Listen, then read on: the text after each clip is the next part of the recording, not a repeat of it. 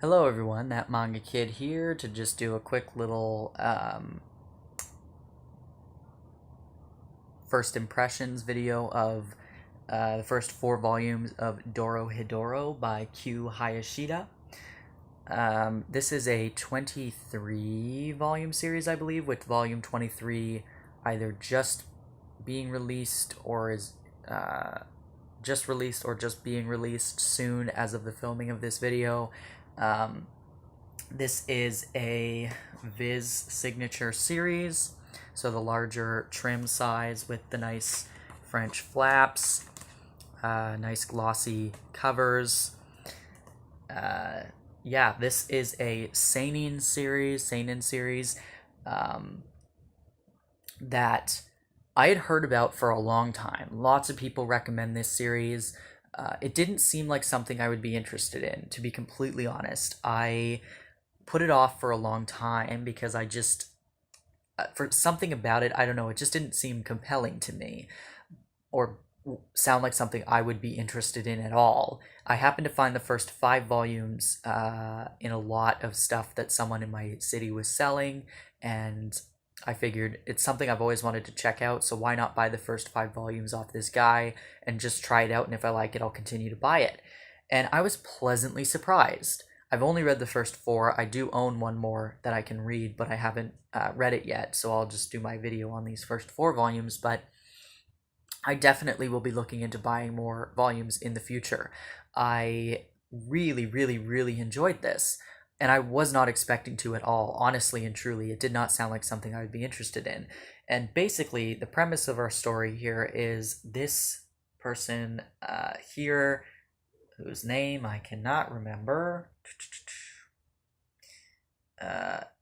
Kaiman? Kaiman? Cayman? I'm not sure how to pronounce that. Has a reptile head. This is a world, he lives in a place called the Hole, which is a really dark, kind of dank, not a nice place to be.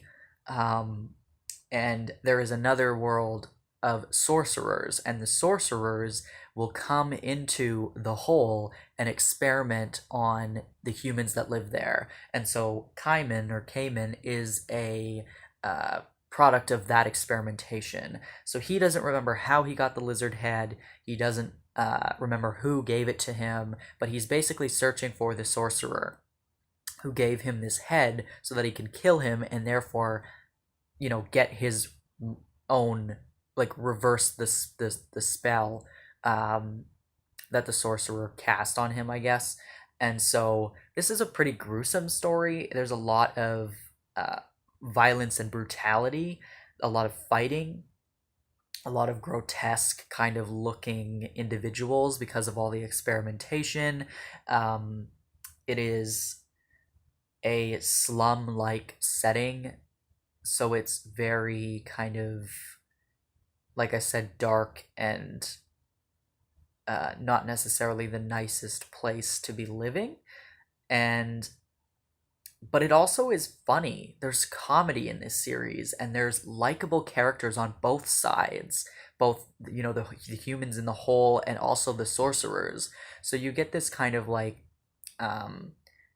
bad guy, good guy war, but you don't know who you're rooting for because they're all kind of funny and they're all kind of likable in their own way and really bizarre. That's the word that most people use to describe this series, is bizarre, and it is definitely on point because I've never read anything like this. And I'm going to show you some of the art, which is absolutely fantastic. There's just like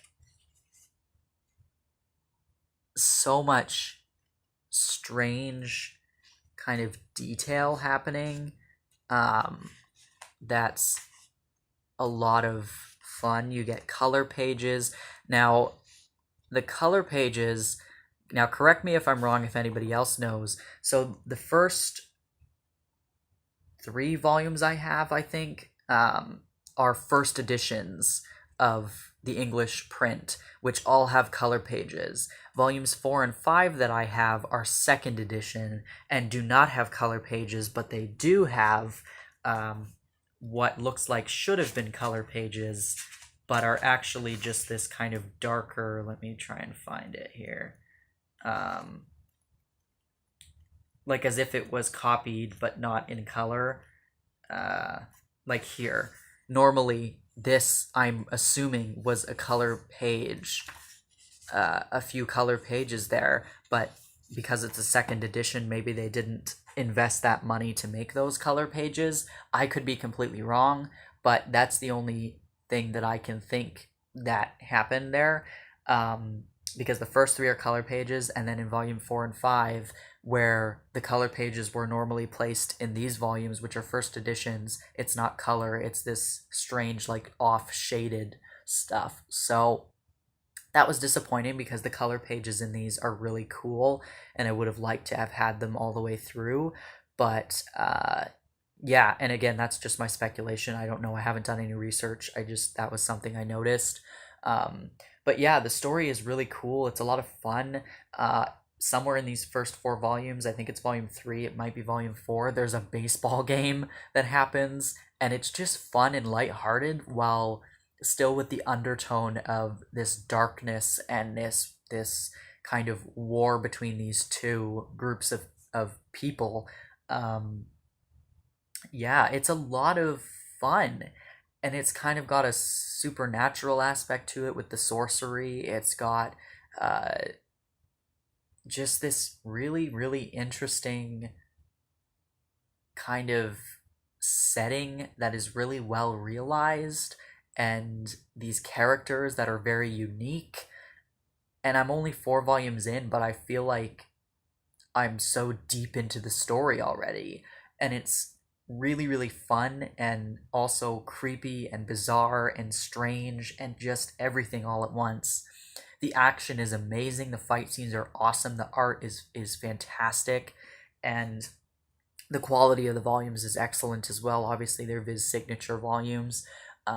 Yeah, it's really great, and I will definitely be picking up more in the future when I can, because I'm really enjoying it. And like I said, I put off buying this forever. I honestly didn't think it would interest me at all, but people kept talking about it, and I finally picked up a few volumes, and I really am enjoying it. So yeah, if you're on the fence, I suggest picking up volume 1 because I was hooked immediately.